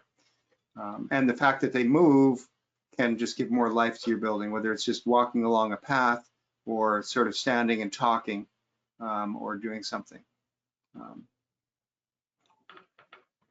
So this is from the Twinmotion model that we were looking at earlier. Well, the modern house, and this is a product called Sketch Drawer. Now you can do this a number of ways. There's a number of products that will do it, but it gives you a little preview in the center there, which you can stretch out of the currently set style. So this is a sort of pencil sketch of the, I think I've just saved a PNG file here, and you can choose different styles here, and it will rerun it. Can you zoom in on that or not? Oh, I can. So, and that's another different style, so we can choose a whole series of different looks to it. So what I would do at this point is stylize it however it fits for that particular project, and then when you're ready to go, you hit the run button and it will do the whole image for you. Okay. And then I'll take that into Photoshop and lay it over, again similar to what we're doing in the elevation drawings, where I lay this over the top of the original rendered image, just to throw some color into it, and then just control the levels between the two. Okay, so Archicad has some built-in sketch rendering. Have you compared this to those built-in sketch rendering options? The reason I prefer this is if you use the Archicad, and I used to do exactly that. I would sketch render in Archicad and then create a hybrid. The problem with that is that works fine if you're rendering in Archicad and creating the sketch in Archicad, but matching the two images when one's come from Twinmotion and the other one's come from Archicad is really difficult, because you can't take camera positions into Twinmotion. And so for that reason, I started using this method of rendering in Twinmotion first and then creating the sketch from that rendering, and then we can combine them afterwards. I think I might have some. Okay, so you're basically taking a 2D image from the nice rendering production from Yeah. Twinmotion, and then you're generating a sketch version of it. And Photoshop has some tools, to say, Yes. create it like a watercolor, create it like Van Gogh, or whatever. But you're using a specialized one that is picking up edge things. Well, at any event, you're then overlaying it. So right now we have a view that has a little bit of line work, just sort of making it look a little bit sketchy. So this is exactly what we were talking about. So this is the sketch image that's been created from the sketch software, and then I've laid that over the top of the rendering that came from Twinmotion, and then just controlled the density of each until I just get a slightly washed out sketched image like this. Right. Okay. Excellent. So that, sorry. So this is, so there are different ways to get, a sketch image. I mean, of course, the traditional one is that you just hand create something in the field, or you hand create something looking at a rendering that's done in the computer, or you have some trace paper, and you're tracing on top of it. So those are things where you're manually doing it with your artistic skill. Now, if you want to have a sketch presentation to a client, many different options as well. The built-in one in Archicad, or this type of external one.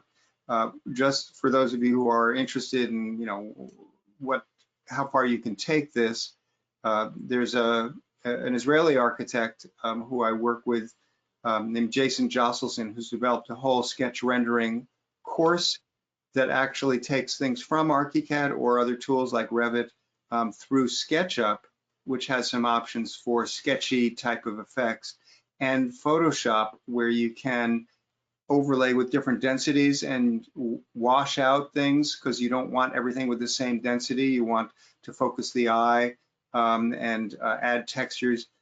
So it's actually time effective, but it gives you a very subtle controls. Here, overlaying the whole sketch on top of a whole rendering, it's sort of uniformly there. It doesn't focus the eye in the same way as, what a professional illustrator would do, where, the building might have more density and the other stuff is more sketchy and in fact disappears off to the side. How you can make it sort of fade away.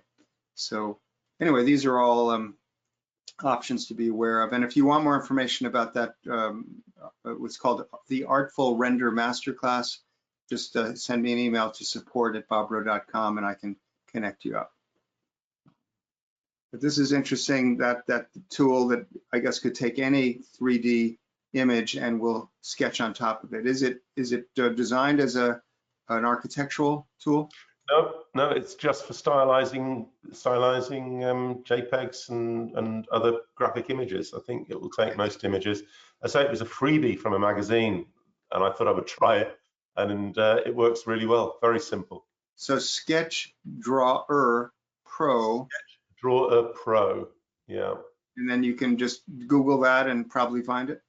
Yeah, I think to buy it, it's about 60 pounds, so $60. Okay, so you got it as a freebie for subscribing to the magazine sort of thing? Yeah, it came from a magazine I subscribed to. Okay, so inexpensive, and you can potentially get it as a bonus. All right. So Daniel says, I talked to the crew from Epic Games at the recent AIA convention, and they now support the 3D mouse from 3D Connection. All right.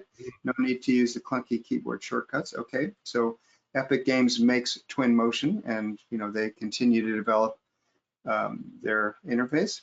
All right. And Richard says, thanks to both of us. And then Stan says, how do you get a Twinmotion still shot to use a screenshot? You could do a screenshot, but you can just save out from Twinmotion. You can export. Yeah. Just like you're in an Archicad view, whether it's a plan, a layout, or a 3D window, you can say save as, and say the current thing that I'm looking at, I'd like to save it as a JPEG, or I'd like to save it as a PDF. And the same thing would be possible in Twinmotion. You have to create the view to start with. So these are images, these are views that I've created of this one. So you create the view, then having created it, you go to the export option, choose the view you want, and then say start export. and it will do it at Okay. that point. And by the And way, that- those views that we were seeing little snapshots of that Gary had there, they look like snapshots, but they're actually a viewpoint. They're saying, stand over here, turn on these things, maybe turn off other things, have the lighting a certain way. So they're actually still live. So that what that means is that if you do update your model or any other settings, they're going to be the latest version. Just like in Archicad, you can save views. Yeah, and the same with animations as well, and panoramas and so on. So by the way, on the webinar broadcast, it looks like this girl is running and just a bunch of still images, sort of like going around. But if you're sitting there at the computer, you can see her legs move. You know, it looks relatively. Oh, I see. Is it not looking good? Well, it's like every second or second and a half we get a new image. So the girl is, you know, in a whole different place on there. So yeah, it's like stop motion, you know. I think going back to what you were saying about the quality of some of these models, they've got some fairly scary looking people. Some of them are more satisfying. Some of them are better, yes. I wouldn't want to meet her in a dark alley. Yeah, and if you look at those two kids playing with their faces down, Yeah. you know, I mean, they do look like dolls, but they don't look like bad dolls because you're not really focused on their faces, right? No, they're pretty good, aren't they? Some of them are very good, and Yeah, some and if of you them. go to those the people up on your deck, Yeah. just a little bit closer on those.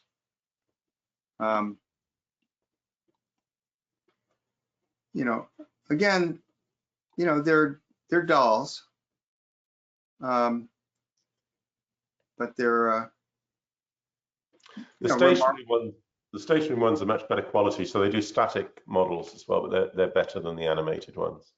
Yeah. So, all right. Let's see any other things. So, thanks from Stan, Eric, Reinhard. How do you control landscape features in your Twinmotion renders? Twin just blows entourage out of a fire hose, but looks like you have technique to make render tree where point cloud says it should be. Any tips or tricks? So you're rendering those trees. Well, actually, those trees are from the point cloud, right? The point cloud, yeah. So I could put a Twinmotion tree in here.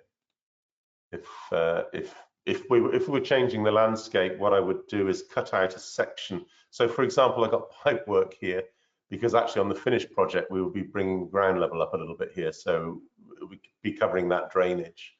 For this demonstration, I haven't shown that. But what I would do is if we were changing the terrain, I would cut out the point cloud, put a bit of Archicad terrain in there, and then blend them together. But if I wanted to bring some trees in, we can just bring in a Twinmotion tree. And they're very good. That one's a bit weird. Why does that have a funny trunk? It looks Something. like It's got a nasty disease, I think, Eric. Yeah, clearly. I don't know. That's a weird one. Oh, that's the same one. I mean, one advantage. Yeah, that's a really nice one. And the lovely thing is it does snap to the point cloud. So it's finding the points and it snaps to the point cloud, which is quite remarkable. Right. The point cloud is a bit of a problem. Get rid of that ugly one, you know, and leave this one. And just one of the things that, as with, you know, let's say all computer representations of reality, you can now go in and make that tree grow taller, be an older tree or a younger tree. You can make it so that it's for fall or winter. You know, they have controls like that, which of course the point cloud would just be that particular day. Yeah. So you said that you would, if you wanted to or needed to, you could remove part of the point cloud data, like a tree or multiple trees. Now, do you do that within Twinmotion, or would you have to go back? You have to go all the way back to recap. So recap, you would excerpt the things you want and then re-import the point cloud. Now, does the point cloud have an automatic alignment in Twinmotion, or how do you or No, you it have to does. move it around much like you move the tree? No, there's no automatic alignment. What I normally do if I'm bringing something in from Archicad, I would match up two roof slopes. So similar to what I've done up here, if I can get to it, come on. So with these two roof slopes here, I would try and either overlap something or have a building with both point cloud and Archicad data in the same place, and then align those two faces, because two roof faces gives you really good alignment. So I would manually pick up the point cloud and just drag it around until so you can just, you can just pick it up like I this. assume you don't have to rotate or scale, you're just going to be moving it. Absolutely, yeah, the scaling will be right. You would just need, so you can see there, I don't know if you can see at the bottom of the screen there, as I overlay it onto the Archicad roof, you can just bring it down until it matches. Right, okay. And that's what I tend to do is use a building's roof. Right, interesting. Yeah, Okay. so it's all So you manual. have to, so if you decided we're going to be reworking this area, then you have to go back to the point cloud tool, remove that. Okay. And can you have multiple point clouds in Twinmotion? So you say, here's the version before and here's a version after, or here's a version with the original landscape and here's a version where we've removed some of the original landscape so we can put in the new Twinmotion version. Yes, absolutely. I haven't found a limit to how many you can bring in, but I've brought in 3 or 4 on some projects, and it's absolutely fine. Yeah. Okay, so it's happy to deal with that type of point data, maybe better than Archicad. It's really quick. Importing something of this size takes a couple of minutes, whereas Archicad is probably 30 minutes maybe to bring in something of this sort of size. Interesting. So Archicad really has to digest it. It transforms it in some way. Okay. Yeah. All right. All right. Well, we are approaching the 2-hour mark, so we should finish up. Let's see if there's any last questions. I mean, I just see a comment from Stan saying I just started using Twinmotion. You know, I think Abe says, how can I coordinate the coordinates of the generated model with the point cloud in Twinmotion? And so there you just actually answered that, at least with, yeah, so in Twinmotion, you're bringing in multiple models, essentially a building model from Archicad and 1 or more point clouds, and you move them around. You don't have to scale them, but you move them until they're in the right place.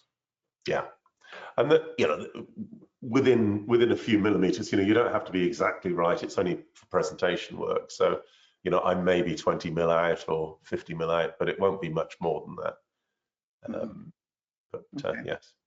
Let's see. So, okay, and I saw a comment from Dan saying, talking about metal, because I was a little, I was unclear. So metal is Apple's rendering language. So it's basically a way that the Mac renders things on screen, and that application developers like Archicad or Twinmotion can communicate with the processor better, because as you may know, there's 2 types of processors within computers, just as a general statement: the CPU or central processing unit and the GPU for graphic processing unit.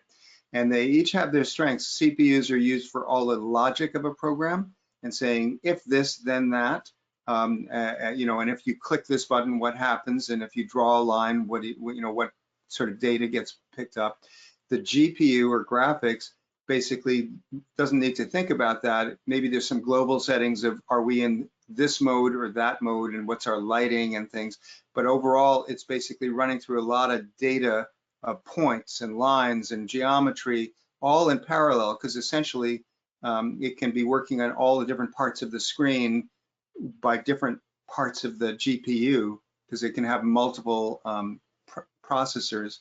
And so they function together, like this CPU tells the GPU what to do, etc. So metal must be the way that Apple is making it easier, faster, and just more taking more advantage of the hardware capabilities that are available. So that has nothing to do with GDL. which is a tool for defining geometry, or let's say things like attributes, field references, text, etc., defines that based on parameters. And so you're choosing some parameters and it goes and creates something to order. It's like you go to the restaurant and you say, can you custom make this special dish? Can you leave out the this and can you add that? And you know, if you're in a restaurant that takes care of it, they will make it to order. So that's what GDL does, but of course with some pre-made things like, no, we don't have that sauce, or we do have that available as an option. And in GDL, you've got, you know, of course, potentially lots that you can draw on geometrically. All right, let's see. So Mike Cahill says, thank you both. Good to see Gary. Do you know Mike Cahill? Had the pleasure of attending some of his training sessions back in the 90s from Swansea, Wales. All right, so he says hello. Thanks, Mike. That was a long time ago. Yeah, so Stan asks, what GPU do you use, the size? I don't know. I mean, basically Apple keeps, well, all the computers, they keep on adding more capability to the processing stuff. So I don't know, but generally I recommend Archicad can take advantage of the power that you give it. So if you're saying, hey, I'm buying a new computer, I would say give it as much memory as you can, you know, and give it, you know, one of the better processor combinations, not necessarily the top of the line because they charge a huge premium, but something sort of relatively up there, you'll probably, you know, appreciate. So I don't have any specifics there. Eric Reinhardt says, what graphics card are you using, Gary? It's a good question. With this current release of Twinmotion, it supports ray trace rendering, and my graphics card doesn't support ray trace rendering. I can't remember what I've got in here now. It's very much a workstation graphics card rather than a gaming card, and Twinmotion works better with ray trace supporting gaming cards. So I'm thinking about changing it to support that because the ray trace rendering is really good and it's real time as well. But I'm at that point where I'm not sure whether to replace the whole machine or whether to just replace the graphics card because the machine's a few years old now. But yes, right. It should be. If you go onto the Twinmotion site, it lists graphics cards that are capable of functioning with this version if you want to do ray trace rendering, and the quality is phenomenal. This is really, I should have said that at the start, this is relatively poor compared to what you're able to do. But you need, I think it's either 4 or 8 gig minimum on board the GPU or the graphics card, and a fairly high-end GPU. Okay. So Ian says, all very useful, thanks. And Eric Reinhardt, thanks so much for this awesome presentation. Learned a lot today, thanks.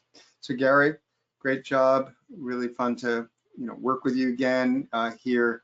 In terms of your object library down the line, we can talk. I mean, I'm not as much focused on sort of developing new resources for the Archicad community. I've just been sort of in maintenance mode, keeping master template going and the Archicad user going. I'm certainly always open to how I can leverage my skills and my audience and resources and say, if I can help more people be successful, let's say helping people get access to your resources, and it doesn't pull me away too much, like, can you just fix it this way, so we'll see. We can talk, certainly. Any last words, Gary, that you have? I think my voice is almost completely gone, so I'm not sure I can say too much more. But it's a pleasure to work with you again, Eric, as ever. And thank you, and thank you everyone for turning up. Okay, well, thanks, Gary. Thanks all of you for joining Archicad User Monthly Webinar for June 2022. Be back next month. I don't quite know who I'll have. I do have one of my old clients who had said he would be available in May, June timeframe, but then he got COVID. I think he's recovered, so maybe I'll have him. But if any of you are interested in presenting, sharing your work, it doesn't have to be a full 2-hour presentation. It could be 15 minutes. Do just let me know, and we can chat, and then schedule something. All right. Be well, stay safe, and enjoy Archicad and all your creative endeavors. Thank you all.